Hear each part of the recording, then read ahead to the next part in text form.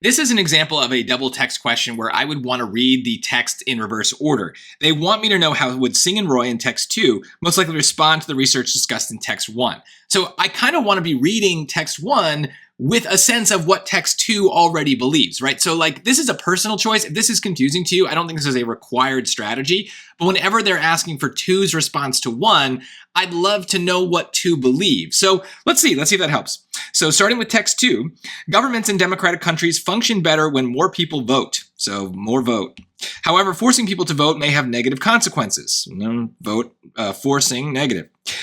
Shane P. Singh and Jason Roy studied what happens when a country requires its citizens to vote. They found that when people feel forced to vote, they tend to spend less time looking for information about their choices when voting. As a result, votes from these voters may not reflect their actual preferences. So forced voting, bad, right? That's my dumb summary here. Very easy. Now, as I read text 1, well, let's just see what they say, right? Like, how do they talk about forced voting? Is it agreement or disagreement? That's basically what it comes down to. Text 1.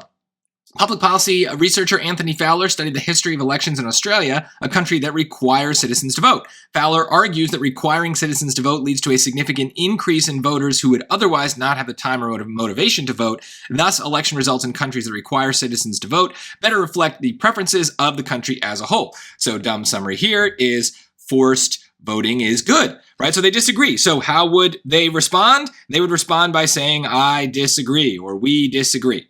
So I'm just looking for a choice that kind of sounds like that. Let's see. A, only countries of a certain population size should implement mandatory voting. Well, what would that size be, right? They didn't talk about this. This is almost like a quantifier trap that we see in other passages. What's the size that's good or bad? I don't know. B, people who are forced to vote are likely to become politically engaged in other ways, such as volunteering or running for office. Well, this sounds like forced to vote is good, right? So that's not what we want. We want them to say that it's bad, right? That's what our summary of text 2 was. C, requiring people to vote does not necessarily lead to election outcomes that better represent the preferences of a country as a whole. Okay, so this sounds like forcing people to vote is bad. Okay, maybe. Let's just leave it at that for now. D, countries that require voting must also make the process of voting easier for their citizens. Again, it's not about what we should do when we make people vote. It's about whether that whole making people vote is good or not. And so this is just getting into a specific that that's nothing to do with what they're disagreeing over. They're talking about whether voting is good, forced voting is good or bad, right? Not, if we're going to do it, this is how we should do it. So C is definitely the answer.